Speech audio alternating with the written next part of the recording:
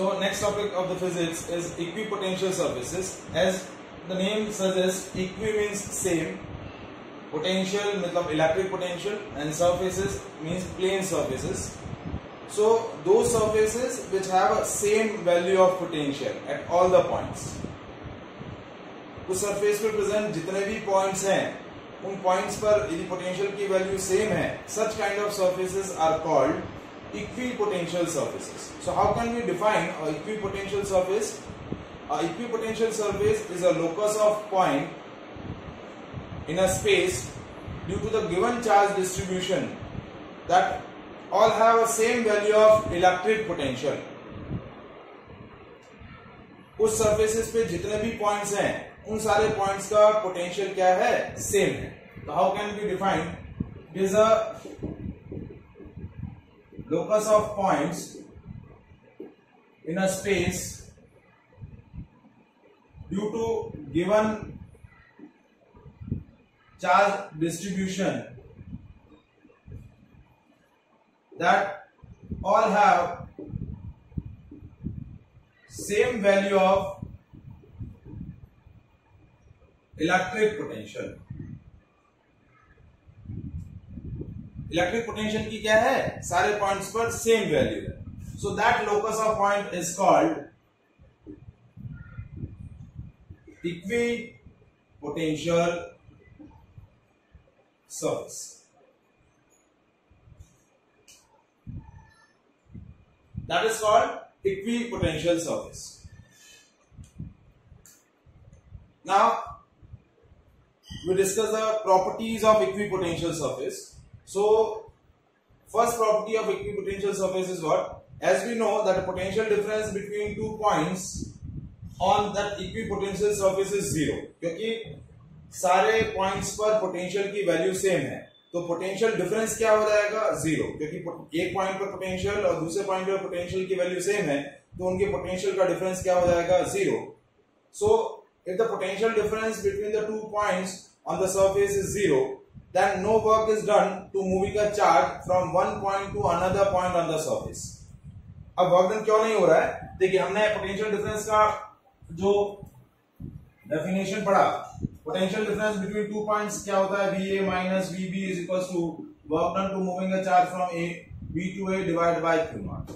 अब हमने क्या बोला कि इक्विपोटेंशियल सरफेस के सारे पॉइंट्स पर पोटेंशियल सेम है, मतलब VA is equal to VB. तो VA माइनस VB की वैल्यू क्या हो जाएगी, जीरो. तो zero is equal to WBA to divide by Q0. अब Q0 तो जीरो हो नहीं सकता, तो वर्क डन क्या हो जाएगा, zero. So the first property of the equipotential surface is what? No net work done to moving a charge from one point to another point on the surface by any external agency. External agency के through कोई भी work done नहीं होगा जब वो किसी charge को किसी एक पॉइंट से दूसरे पॉइंट पर सब इक्विपोटेंशियल सरफेस पर क्या करेगी, मूव करेगी. Is it clear? पॉइंट समझ में आया?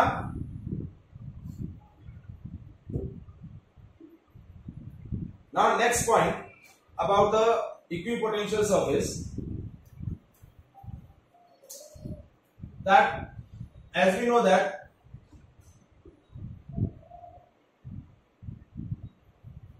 electric field is minus dV by dr. आपका इलेक्ट्रिक फील्ड क्या होता है? Electric field at any point in a space is negative of potential gradient, यानी negative of decrease in a potential per unit length.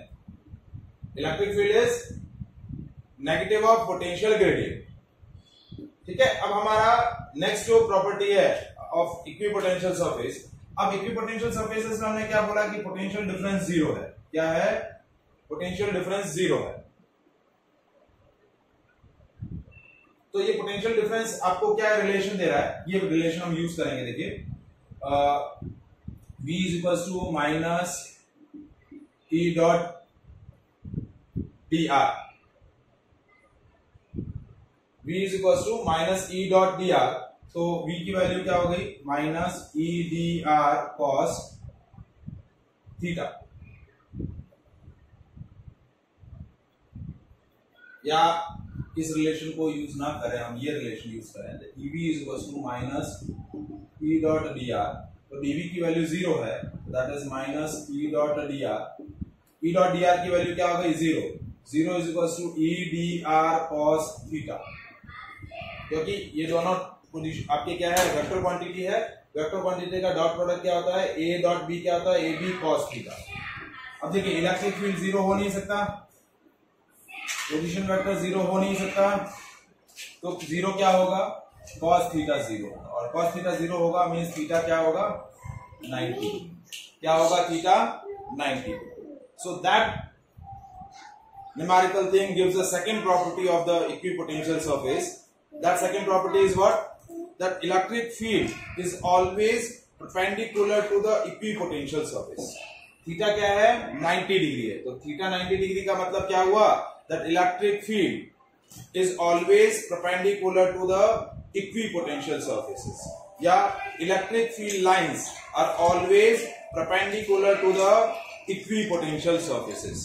जो भी हम system की वजह से, किसी भी सिस्टम की वजह से इलेक्ट्रिक फील्ड्स लाइन ड्रॉ करेंगे, तो इलेक्ट्रिक फील्ड लाइंस हमेशा क्या होगी, इक्विपोटेंशियल सर्फेसेस के क्या रहेंगी, परपेंडिकुलर रहेगी। सो that is the important relation, important property of about the equipotential surfaces. तो पहला प्रॉपर्टी क्या था कि किसी भी चार्ज को आप एक पॉइंट से दूसरे पॉइंट मूव करेंगे इक्विपोटेंशियल सरफेस पर, तो कोई भी वर्क डन नहीं करना पड़ेगा। दूसरा पॉइंट है इलेक्ट्रिक फील्ड और electric field lines are always perpendicular to the equipotential surfaces. Third point, that equipotential surfaces are used to determine the direction of electric field. जैसा कि हमने बोला कि इलेक्ट्रिक फील्ड लाइंस या इलेक्ट्रिक फील्ड हमेशा equipotential surfaces के perpendicular होती है, तो इक्विपोटेंशियल सर्फेसेस की हेल्प से हम क्या कैलकुलेट कर सकते हैं, क्या डिटरमाइन कर सकते हैं, the direction of field at that point और एट दैट स्पेस। किसी भी स्पेस पर आपको इक्विपोटेंशियल सर्फेसेस दे रखी है, तो उस स्पेस में इक्विपोटेंशियल सर्फेसेस को ऑब्जर्व करके हम क्या कर सकते हैं, उस स्पेस में इलेक्ट्रिक फील्ड की डायरेक्शन डिटरमाइन कर सकते हैं। So these surfaces are used to determine the direction of electric field. ठीक है, थर्ड प्रॉपर्टी क्लियर है आपको। नेक्स्ट प्रॉपर्टी देखिए, थर्ड प्रॉपर्टी क्या है, हमने क्या बोला कि इलेक्ट्रिक फील्ड लाइंस और इलेक्ट्रिक फील्ड एक दूसरे के इलेक्ट्रिक फील्ड और इलेक्ट्रिक फील्ड और इक्विपोटेंशियल सर्फेसेस एक दूसरे के परपेंडिकुलर होते हैं। तो थर्ड पॉइंट क्या है, the equipotential surfaces are used to determine the direction of electric field at any space और एट एनी प्लेस। तो यदि किसी भी प्लेस पर आपको इक्विपोटेंशियल सर्फेसेस दे रखी है, तो उन इक्विपोटेंशियल सर्फेसेस के परपेंडिकुलर हम कोई भी सरफेस या लाइन ड्रॉ करेंगे, वो आपको क्या देगा, उस पर्टिकुलर स्पेस में उस पॉइंट पर इलेक्ट्रिक फील्ड की डायरेक्शन दे देगा। क्या दे देगा, इलेक्ट्रिक फील्ड की डायरेक्शन। मतलब इक्विपोटेंशियल सर्फेसेस की हेल्प से हम क्या कर सकते हैं, इलेक्ट्रिक फील्ड की डायरेक्शन डिटरमाइन कर सकते हैं। क्या कर सकते हैं, इलेक्ट्रिक फील्ड की डायरेक्शन को कैलकुलेट कर सकते हैं। Is it clear? Now, next property, that is two equipotential surfaces never intersect each other. कभी भी दो equipotential surfaces एक दूसरे को इंटरसेक्ट नहीं करेंगी। जिस तरीके से दो इलेक्ट्रिक फील्ड लाइंस अपने आप को इंटरसेक्ट नहीं करती है, उसी तरीके से कोई भी दो इक्विपोटेंशियल सर्फेसेस कभी भी अपने आप को इंटरसेक्ट नहीं करेंगे। ठीक है, fifth property about the equipotential surfaces. देखिए, हमने एक रिलेशन अभी डिस्कस किया कि E is equals to minus dV by dr। तो electric field is inversely proportional to dr। अब ये रिलेशन क्या बता रहा है, the space where the electric field intensity is high, at that space, at that point या at that place equipotential surfaces are closer to each other. जहां field intensity ज्यादा होगी, वहां इक्विपोटेंशियल सर्फेसेस के बीच का स्पेस कम होगा, और जहां फील्ड लाइंस या इलेक्ट्रिक फील्ड का स्ट्रेंथ लेस होगा, वहां इक्विपोटेंशियल सर्फेसेस के बीच का गैप जो है वो बढ़ जाएगा। Is inversely proportional to d r. मतलब क्या हुआ, यदि इलेक्ट्रिक फील्ड आपका ज्यादा है तो सरफेसेस के बीच का जो गैप होगा, डिफरेंस होगा, वो कम हो जाएगा। और जहां इलेक्ट्रिक फील्ड की स्ट्रेंथ कम है वहां उनके बीच का स्पेस क्या हो जाएगा, बढ़ जाएगा। तो जब हम डिफरेंट सिस्टम्स के लिए इक्विपोटेंशियल सरफेसेस ड्रॉ करेंगे अभी, तो वहां हम ऑब्जर्व करेंगे कि जहां पर आपका इलेक्ट्रिक फील्ड लाइंस क्लोजर है वहां इक्विपोटेंशियल सरफेसेस के बीच का गैप जो है वो कम है। लेकिन जैसे ही आपका इलेक्ट्रिक फील्ड स्ट्रेंथ कम होता जा रहा है वहां इक्विपोटेंशियल सरफेसेस के बीच का गैप बढ़ता जा रहा है। And the last property, the shape and size of equipotential surface is of any kind. किसी भी तरीके का शेप साइज हो सकता है, that is depends on the system, कि कैसा सिस्टम है, उस सिस्टम के बेसिस पे आपका इक्विपोटेंशियल सरफेस का क्या रहेगा, शेप एंड साइज रहेगा। So these are the certain properties of equipotential surfaces. Is that clear? एक बार मैं वापस से रिपीट कर रहा हूं। पहला प्रॉपर्टी क्या है कि इक्विपोटेंशियल सरफेस पर जब भी चार्ज को एक पॉइंट से दूसरे पॉइंट मूव करेंगे, no work done by the external agency to moving a charge from one point to another point on the surface. Second, electric field lines और electric field is always perpendicular to the equipotential surfaces. Third point, shape of the equipotential surface is used to determine the direction of field at that space or at that place. Fourth point, two equipotential surfaces are never intersect each other. Fifth point, the space where the electric field intensity is high, at that place the spacing between the equipotential surfaces is less, and the space where the field intensity is less, at that place the spacing between the equipotential surfaces is more. देखिए ये inversely proportional का relation है। And last point, that there is any shape and size of a equipotential surfaces. Equipotential surface का कोई भी shape और size possible हो सकता है। Is it clear? Now we discuss the shape of equipotential surfaces due to the different systems. The first system है shape of the equipotential surface due to isolated positive charge. अब देखिए हमने electric field lines का pattern different systems के लिए discuss किया है, तो वही पैटर्न के बेसिस पे हम इक्विपोटेंशियल सरफेस का भी पैटर्न ऑब्टेन करेंगे। और उसके लिए हम जो सेकंड कैरेक्टरिस्टिक है वो हम यूज करेंगे, that electric field lines are always perpendicular to the equipotential surface. Electric field lines जो होंगी वो इक्विपोटेंशियल सरफेसेस के क्या रहेंगी, परपेंडिकुलर रहेंगी। क्या रहेंगी, परपेंडिकुलर। वो लॉजिक हम यहाँ यूज करेंगे। तो अब आपका आइसोलेटेड पॉजिटिव चार्ज जो होता है उसकी वजह से इलेक्ट्रिक फील्ड लाइंस कैसी होती है, ये पॉजिटिव चार्ज है तो electric field lines are radially outward.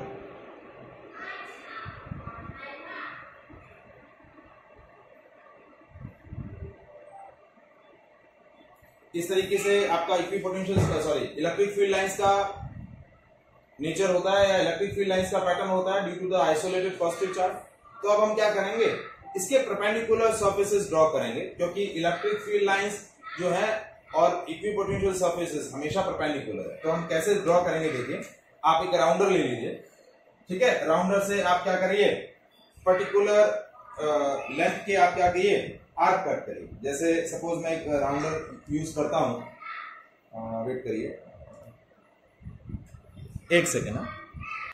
देखिए कैसे अब शेप आपको ड्रॉ करना है। आप क्या करिए, राउंडर से आप क्या करिए, परपेंडिकुलर आर्क यहाँ ड्रॉ कर लीजिए इस तरीके से। तो आर्क कैसे ड्रॉ हुए, देखिए हमने एक पर्टिकुलर क्रॉस सेक्शन, ये इक्विपोटेंशियल सरफेस जो होगी वो इलेक्ट्रिक फील्ड लाइंस के हमेशा परपेंडिकुलर रहेगी। देखिए ये रेड कलर के जो मार्क मैंने लगाए हैं परपेंडिकुलर, उन सारे मार्क्स को आप ज्वाइन कर लीजिए।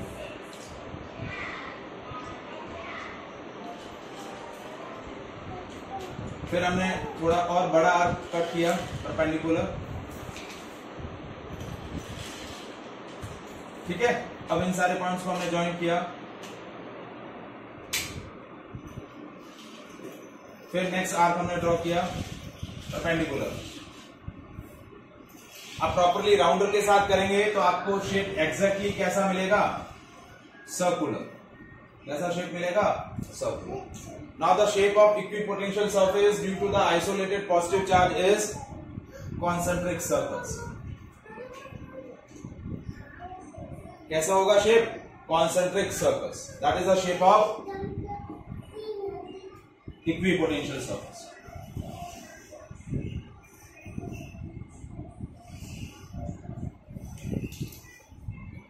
ठीक है? That is the shape of equipotential surface.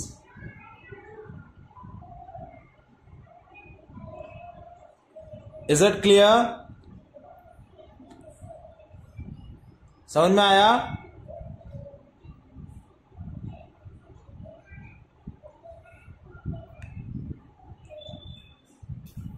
बाकी लोगों को समझ में आया पॉइंट? कैसे इक्विपोटेंशियल सरफेस ड्रॉ करी है हमने?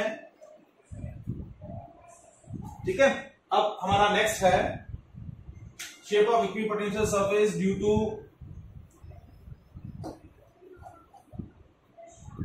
Uniform electric field.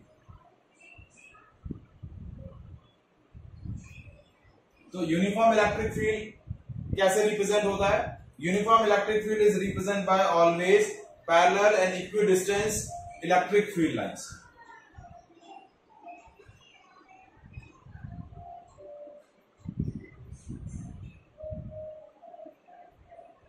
ठीक है, इस तरीके से हमने पैरेलल और equidistance electric field lines draw कर ली. ये इलेक्ट्रिक फील्ड लाइंस है.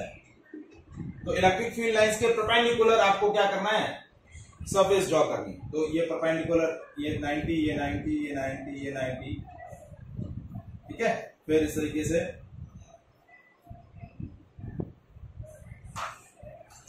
तो आपका शेप कैसा बन रहा है? देखिए, इन सरफेसेस को आप ज्वाइन करेंगे. कैसा शेप बन रहा है? Planar shape. कैसा शेप बन रहा है? प्लेनर.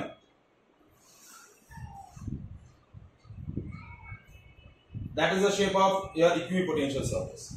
ये परपेंडिकुलर ड्रॉ किया.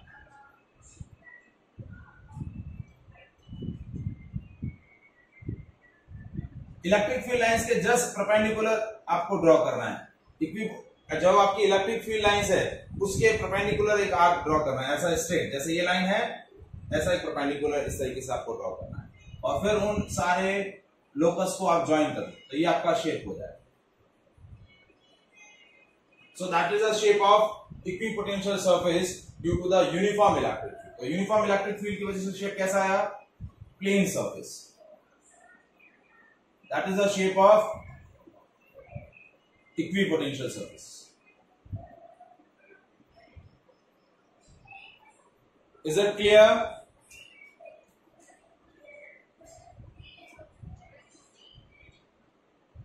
Next we have discussed the shape of equipotential surface due to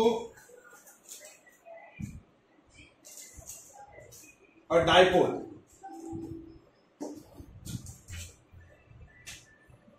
board visible है?